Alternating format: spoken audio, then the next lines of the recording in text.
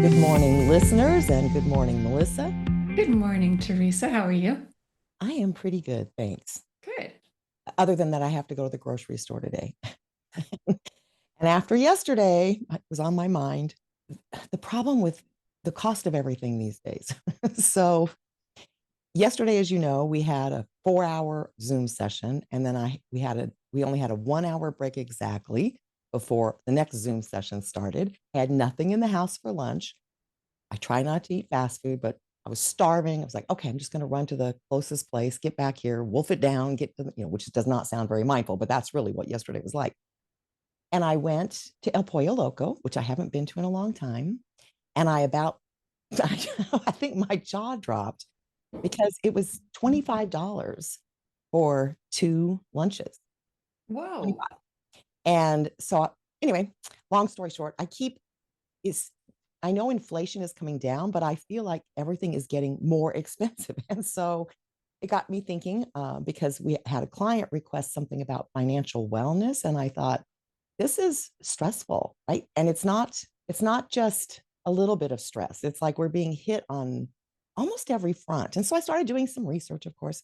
I thought we could talk about it today because I was actually pretty surprised. The American Psychological Association does a stress survey in America every year, and it hasn't come out yet for this year. But in last year's, the survey found that most of us are having financial stress. 82% of 18 to 34-year-olds are feeling financially stressed. 77% of 35 to 44-year-olds, 63% of 45 to 64 years old, and the lightest, which is almost half, 47% of people 65 and over. So that means the majority of us are Mhm. experiencing some level of financial stress. CNBC did a survey that 65% of those that are feeling that way said it's because of inflation. And I think it's a confusing sort of issue because inflation is actually coming down. What's not coming down, from what I can see, is the pricing on everything. It's not. So I dug a little deeper because this all started, of course, with the pandemic, right? That's when everything skyrocketed. We all learned what supply chain problems were, all of that. And so it's like, okay, it's been 4 years. Why are the prices not coming down now? So I just kind of did some little picking and choosing. And of course, I started with fast food since I just experienced that. It's so bad, it's called fastflation in the fast food industry. Okay. Yeah, just to give you a brief idea. So they did some surveys. They took a bunch of different fast food chains, took five of their most popular items, averaged them to see how much had it gone up. This is in the last 4 years, 3.5 to 4 years. McDonald's, 141%. Chick-fil-A, 80.1%. Taco Bell, 57.4%. Burger King, 85.7%. Jack in the Box, 45%. In-N-Out, 55%. Which really means, I guess, that if your paycheck has increased somewhere between 45 and 141% over the past 4 years, you can still grab a quick bite. Which But is not, mine nobody has has not gone. increased like that. Yeah. I tried to figure out like what in the world is going on here. But even just looking at little individual items, I won't go into all of these, of course, but medium French fries at McDonald's. I have had those, right? Medium French fries, 134.1% increase. And a cheeseburger, I don't eat them, but the little bitty cheeseburger, 215%. There's no way that their cost No. has increased that much. So what's going on? Well, and I was trying to be gracious before. I was like, okay, well, you know, uh, they have increased pay rates for fast food workers here in California. I'm like, maybe no, I did more digging and their profits are still just fine. So I was like, okay, forget the fast food because, I don't typically eat it. But so from a mindful perspective, maybe that's a good thing that it's, so outrageously expensive because it'll help us not give into those temptations. But with 65% of the population living paycheck to paycheck right now, this is serious when it comes down to other items that are necessities. I mean, we can give up fast food, but I'm things shocked like, at going to the grocery store. Like you said, you're not looking forward to going to the grocery store, but the cost of items right now, I can't even wrap my head around it. It's way too much money for yeah, what I'm getting. well, the average increase in groceries, and again, it's going to depend on what you buy. So some items have gone even higher than what I'm about to say, and some haven't gone up as much as I, but the average in the last 3.5 years it's gone up almost 26%. Gas is up 53.62%. Auto insurance has gone up 20% in the last year alone. I mean, and you can just extrapolate, everything's gone up a ton. So, Well, in California, it's gone up even more. California, the standard for car insurance now is at least 30% higher. yeah, and our gas is a lot higher than the rest of Mhm. the nation too. But it's just, of course, anybody that lives in a major city knows rents have skyrocketed. Like, just everything is so expensive. So the point being, if you're facing financial challenges, you could be experiencing what's called financial stress. Yeah. And that's what I thought we could talk about a little bit here today, because financial stress is a type of stress. It's not just general stress. Mhm.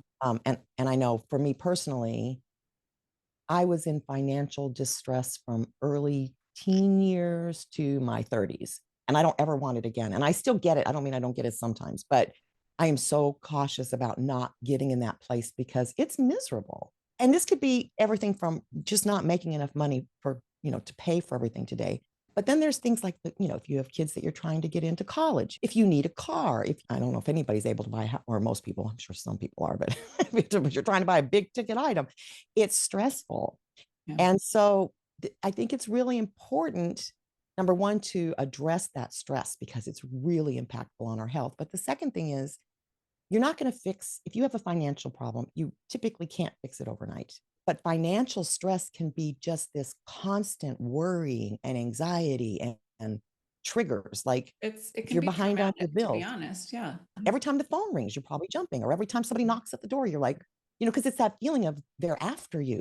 It's a terrible feeling. Yeah, we during I want to say it was 2000, we bought our house in 2005 at the very height of, the pricing market back then. And oh, I'm so grateful that we were able to buy a house, number one. But number two, it was right when there were all these creative mortgages and everything was going on. And I had just had my first child. So then it was the stress of work and the stress of the new house. Well, then our house was underwater at that point. And if you don't know what that means, basically our house was worth less than we owed on it because the market crashed. And Yeah. the amount of stress that we went through during that time, I still attribute that to my relationship with money because it was traumatic. We had Yeah. to go through a loan modification. We were scared we might lose the house. I wasn't employed anymore because I was in the mortgage business. And it was just this constant stress. And it really did cause trauma, not big T trauma, but it was traumatic. And I do still have like those stressful, yuck feelings sometimes about money.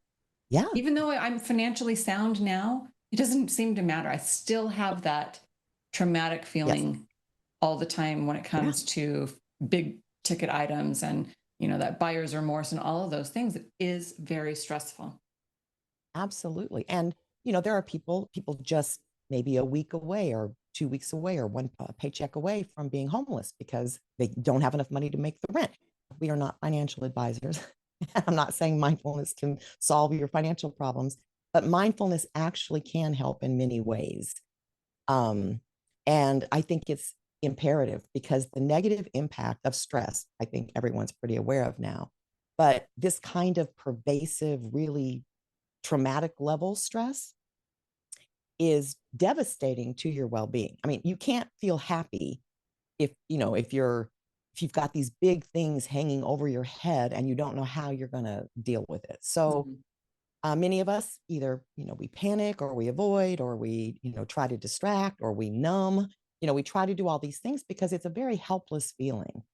But there are things that you can do, but you've got to get your mind calm first, where it's not freaked out by the position that you're in. And that's how I used to feel all the time. Like there was just, it was so overwhelming. I couldn't even figure out maybe the next step. Well, it's security. It's one of our basic needs. And if Yes. we feel that's threatened, I mean, our body is in constant fight or flight. Yeah. Yeah. And when that happens, it's affecting your cardiovascular system. It weakens your immune system. You have gastrointestinal problems. Many people can't sleep because they're worrying, when they lay down to try to go to sleep. It can create chronic pain because all of that stress starts causing inflammation. It can, it's like a double whammy. at a time that you need to think the clearest, you start being cognitively impaired because when you're Mm. in fight or flight, you can't think clearly, right? And then, of course, a lot of times it can lead to substance abuse. And it's funny that you mentioned the stress that you and your husband were under because it typically causes relationship strains, right? Because you're both under stress, or you're aggravated with your boss because they won't give you a raise. Any kind of a relationship, it's going to start straining it. So I was trying to like kind of go through, how mindfulness could help. And there's another area of this that I had kind of forgotten about, but it was true for me. And that is when you are struggling financially, it can also hurt your self-esteem, right? You feel like you're, incompetent, or you failed at something, or you know what I mean?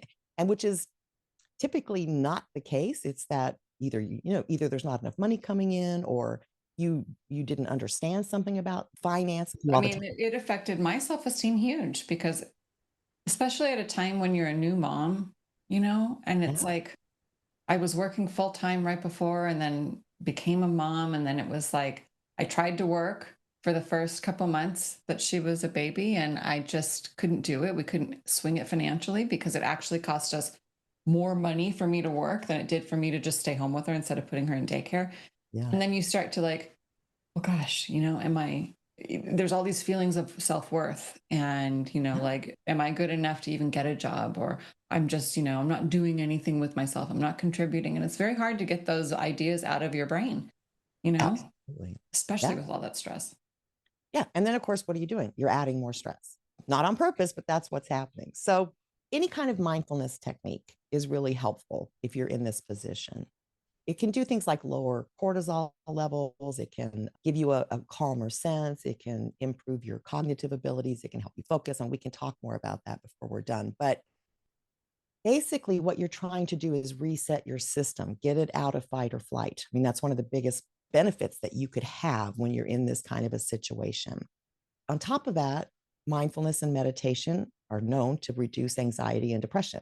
So if you're feeling, if your self-esteem's in the toilet, creditors are harassing you, or you just can't even figure out how to buy groceries for the week, the odds are you're going to be either depressed, anxious. I mean, it's not a pleasant feeling. So mindfulness, it is a way to start getting some control back of what's going on internally, Yeah. I know right? what really helped me at that time was tapping. I don't know if our audience knows too much about tapping, but EFT was a lifesaver for me then. Yeah. It really cleared Yeah. out some stuff that I really didn't even know was there. And it did help me have kind of like a different view of money after I did that. Yeah. Oh, that's Yeah. excellent. Yeah. And yeah, and you can find more information about tapping. I know we have a demo up on our YouTube channel, and I'm sure we've done some blogs about it, but yeah, it's an excellent, excellent resource. Another thing that popped into my head is a part of mindfulness practices includes acceptance. Mhm. Speaking for myself, all those years, and I'm sure I'm not alone, I wasted a lot of energy and stress blaming. Like, this is the government's fault, this is the corporation's fault, this is the credit card company's fault, this is like it's not my fault I'm in this mess. And then It's very easy to point the finger though, isn't it? Yeah. yeah, yeah. And the fact is, first of all, of course, we're responsible ultimately, but that doesn't mean it's your fault. It means you have to figure out how you operate and how you spend money, and what you do. And a lot of this is, of course, personal responsibility. But there are external factors and a system that is really geared toward wanting us to be in debt. Companies make a lot more money on interest usually than they do whatever product they're selling. And there's a trend now where you can't even buy certain things without financing through that company, Yeah. which is, well, don't get me started. But anyway, so if we go back to acceptance, well, before acceptance, maybe self-compassion. Okay, we do live in a consumer society that pushes us constantly to buy, buy, buy, buy, buy. Yeah. And on top of that, now we can't even buy necessities without feeling some pain. So we're in this predicament that can cause this amount of stress. And instead of beating ourselves up or self-judging, or, you know, allowing our self-worth to go down the toilet, we can turn that around and start with self-compassion. How bad does this feel? Right? If you were with someone else in this situation, would you berate them, or would you give them Mm. support and care, like, assurance? You can figure this out. It'll be fine, right? So you can do that for yourself. That's the first thing is, be kind to yourself because it's a miserable situation to be in. Then we could move to acceptance. And so acceptance, okay, forget the judgment, forget blaming. Okay, that eats up not only a lot of energy, but what are you doing? You're stirring up more stress with that anger. Well, and So you it's not, want you can't change the decision that you already made, right? right, So that's mindfulness right there. We're not living in the past, we're right. dealing with the present right now. Yeah, So that doesn't do us any good to ruminate over the past because it happened, it's done, and it's over. And now we need to keep moving forward. yeah. Yeah. Oh, so true. And even things like external circumstances. Y- You get a divorce and you're the one who ends up losing financially in that Mhm. circumstance. Okay, it'd be really easy to stay super angry at your ex-spouse, or you know what I mean? What good does that do? So you're absolutely right. Whatever's happened has happened. It's done. So now you just focus on accepting the fact that this is where I am now. Mindfulness is awareness and presence. So this is where I am. Then you look at what tools do you have available? Because again, as I said, usually when you're in a financial mess of some kind, it's not an instant fix. I mean, well, the instant fix was, a lot of people, I'll play the lottery, but realistically, you can't get out of it quickly. So you have to start with yourself, get yourself aligned, get yourself centered, get yourself calm, because you're going to make much better decisions once you're in that position, right? Yeah. I also think mindfulness will, because you are in the moment, it'll help you start to recognize your triggers of like why you are spending money that maybe isn't necessary. So you can kind of see that bigger picture of, well, maybe I really didn't need to go buy, a $12 coffee. The little things like that. Yeah. Yeah. And again, it's you don't think of mindfulness as helping you save money, but it can help you save a lot of money. Yeah. What happens when you feel down, you're depressed, you're whatever? You want to do something that instantly makes you feel better. Oh, I'll go online and shop, or Yeah. I'll just walk through a store. And then you end up making emotional purchases, trying to get that pain to subside, Yeah. right? It could be as simple as before you buy anything, you take a deep breath, ask yourself that question you just brought up. Is this something I really need right now? Doesn't mean you never buy anything that you want. I'm not saying that. That would depend on your financial circumstances. If you really want something and you're in dire straits, I would suggest then you take the breath and ask yourself, can I wait? I really want this, but can I wait until my situation's better? So Yeah. you're slowing down the process.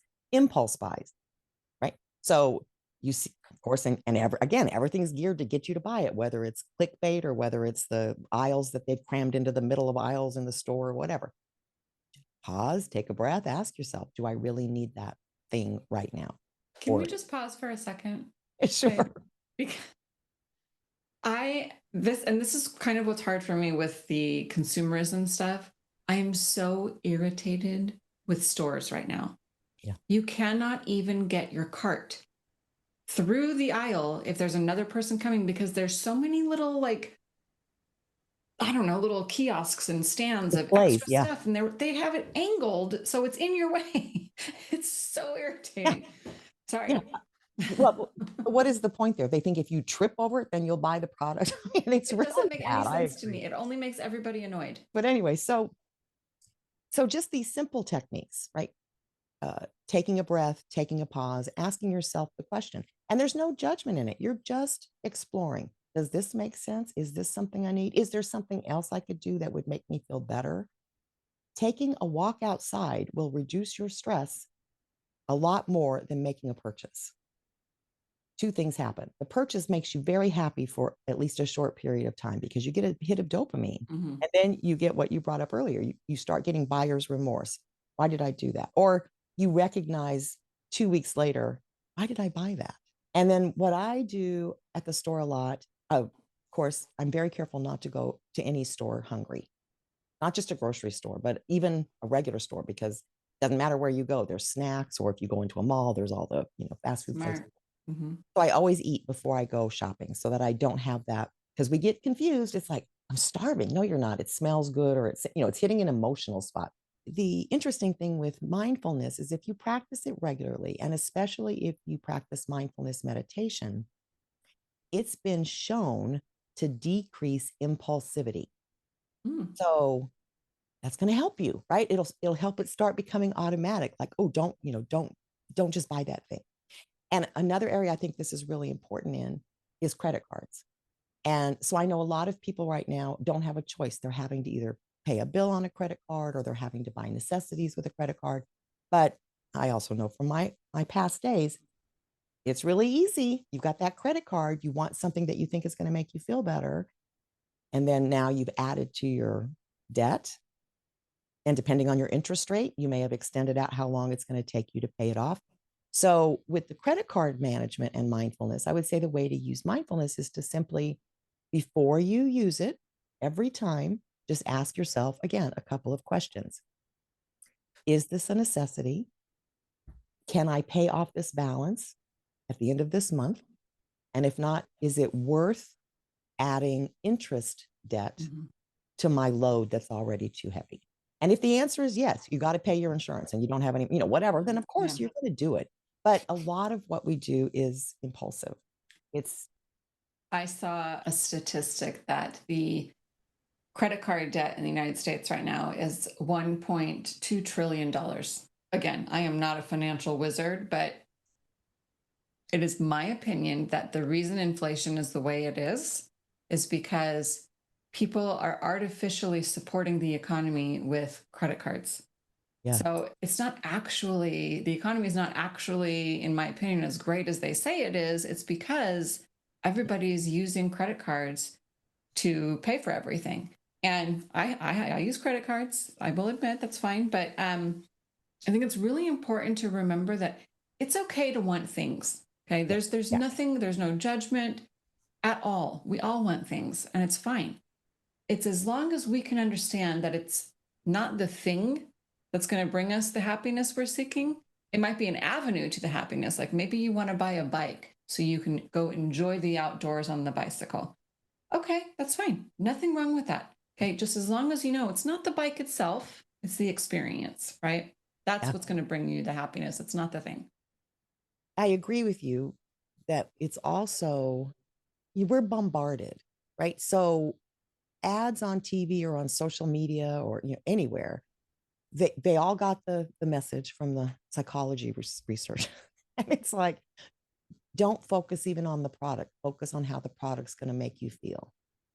So of course, we're Hmm. like, oh, we're having relationship problems. Look how beautiful that trip is, and it's such a good deal, and it's Mm, important.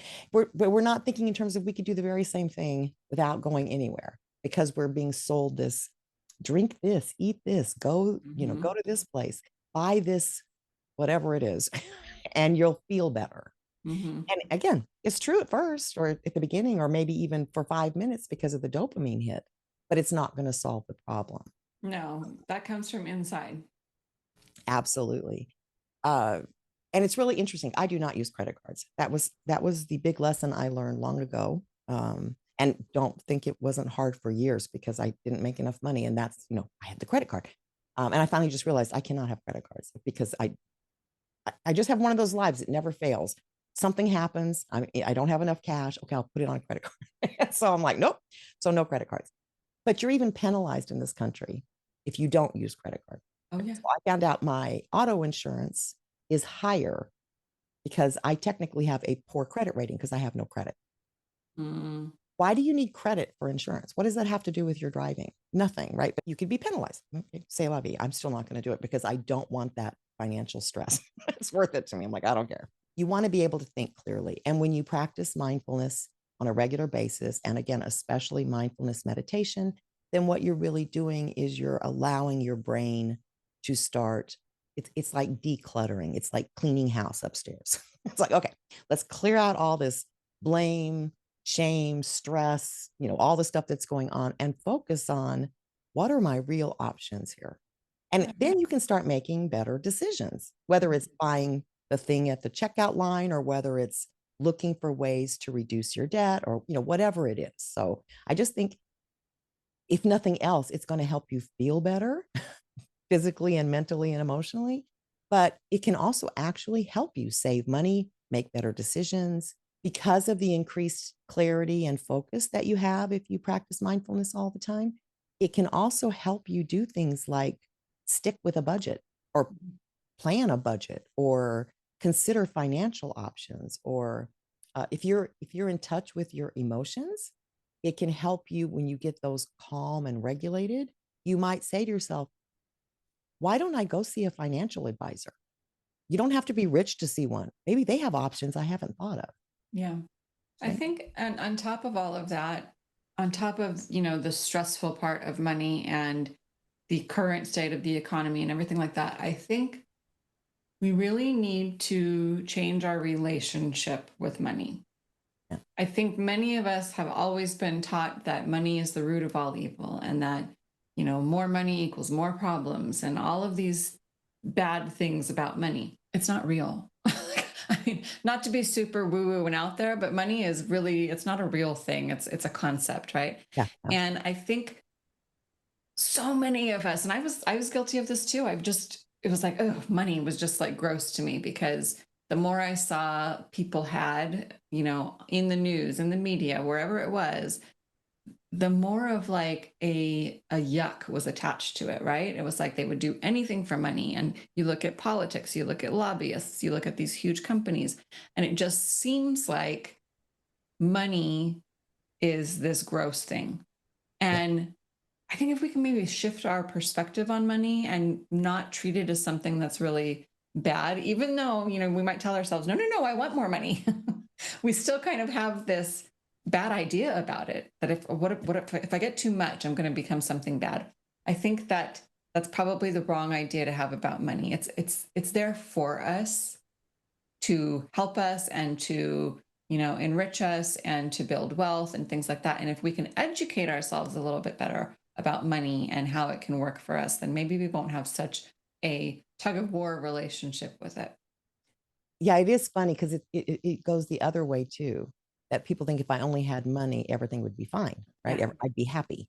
It's yeah, one of those when something happens, I'll be happy instead of being happy first. And I think exactly. that ties directly to money because if you're mindful, happy, aware, regulated, if you have money, then you're going to make mindful decisions about what to do with that money. If you don't have enough money, you can make mindful decisions about how to get more money or to get out of the hole that you're in. And there's so many things tied to money.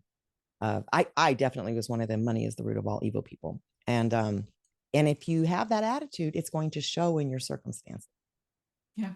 because you're making decisions based on that value, that principle.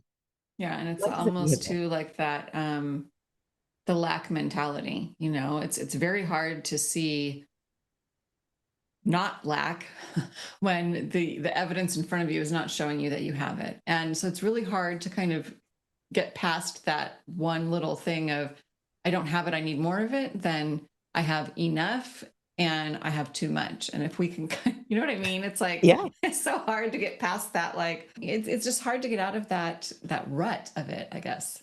yeah, it is. It's very hard to. And again, that's where whether it's meditation or mindfulness practices, and again, the mindfulness practices could be yoga, it could be Mhm. just deep breathing, it could be meditation, it could be almost any contemplative practice. It could be keeping a journal, a financial journal of where is your money going? Sometimes people don't even know where it's going. Money is a vehicle to something. That's really all it is. It's a form of exchange. So you can exchange it for necessities, for luxuries, for, whatever you have to spend money on or want to spend money on. But if your attitude about it isn't quite in the place that benefits you, then you're going to end up unhappy with the results. And so if you practice regularly any of those things I just described, what you're doing is you're planting seeds for a healthier attitude toward money and for making better decisions about money. When you were talking about, how do you get that out of that mindset of lack? Interestingly enough, one way to do that is through a gratitude practice. So if you just maybe contemplate or meditate on gratitude, think about, even if you are really in dire straits, is there anything that you have in your life to be grateful for? And if like you were describing all the stress with the house and everything during that period of time. Okay, but you had a beautiful baby. You had a good relationship. You had a house. It was causing stress, but it was also something to be grateful for. And you mentioned that you were grateful for it. But when you're focusing on gratitude, so I'm not talking about, manifesting something. I'm talking about what happens in the brain. You focus on gratitude and your neurons fire in a different way. It's like you're healing is the way I think of it. And that's very beneficial to you on multiple fronts. The other thing is giving. So maybe you can donate only $1. As soon as you are giving, you are switching off that lack Mhm. process in the brain toward, well, I have enough money to give someone else money. Or you're also noticing that, okay, well, I think I'm so horribly off, but this person is having it even worse, or this Right. organization is trying to help those that have even less. So I can contribute to that. Or you could volunteer for an hour or two somewhere that's, serving like the greater good. There's a lot of ways that you can shift out of that. It feels like a hole. It's been so many years and I still, like I said, it still sets off things. So I can still remember she's like, I'm at the bottom of a well. I will never get out of this. I did, but you did. But it takes two things. And this is again where mindfulness can help. It takes patience and persistence. We are an instant gratification species. We want it now. And this doesn't work that way. So it does take that time and strategy to kind of figure out a plan to get out of that hole. Mindfulness is shown in many studies to help build resilience. So that's really what you need. Maybe you need it every day. Fill up that resilience bucket because, who knows what's going to happen. And then when you start to, one of the big problems with financial stress is the worrying, the rumination over and over and over again. And so again, mindfulness helps you get out of that rumination. It helps you focus on now instead of rehashing what's happened in the past or worrying about the future. I don't mean you shouldn't set goals, but when we're making up stories about what's going to happen, you want to get back to right here, right now. How do I feel right now? Can I help myself feel better? Is there any step I can take that would move me more toward where I want to be? Yeah, And that's really absolutely. it.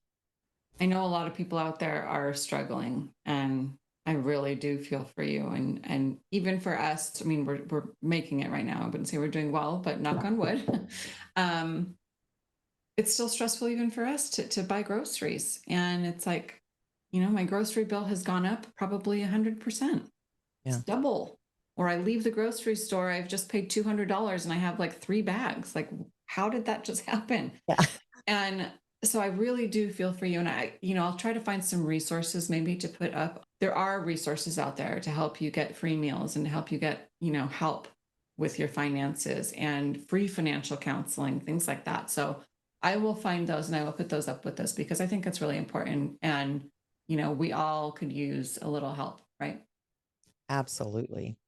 So I think I'll just recap by saying there's really practical steps you can take that will start alleviating the financial stress, not the finances immediately, but the stress of the financial situation. So one is incorporate mindful techniques in your daily routine. Doesn't have to take a lot of time, but dedicate, 10 minutes, maybe 20 minutes if you can, but just 10 minutes if that's all you've got free to practice, to do a practice, whatever it is that you enjoy or that you're able to do or that you feel confident to do. Practice mindful spending. You want to just stay fully aware of any purchase you make before, during, and after. And I say after because maybe even through the process, you're like, yep, nope, this is a good decision to make. Just stay aware after. Was it? Like, does it still make you feel good or was it really worth it? And if it was, great. But the point is to be aware. Spend some time reflecting on your financial goals, your spending habits, any financial progress you're making without judgment. Where do I want to get? What am I doing now? Kind of start keeping track of that so that you become even more aware and use all of that calm and clarity you get from mindfulness work to seek out and either work with a financial counselor, or maybe you have a relative who knows something about money or budgeting or financing, or a friend. We tend to not want to talk about our finances, but if we're in a mess, we probably could use some help. So mindfulness can help you feel more confident about that and more comfortable in actually broaching the subject with someone. If you have specific techniques that you have found have helped you, by all means share them. I'm sure the rest of our followers would love to have any tips or techniques that you may have. Nobody wants that kind of stress, nobody. And yet up to, 87% of us have it. So let's do whatever we can to help each other as well. And hang in there. Hopefully it gets better and we're all in it together. Yeah. Yeah. At most levels. That's The absolutely majority, I'll rephrase, the majority of us are in this together. probably that 99%.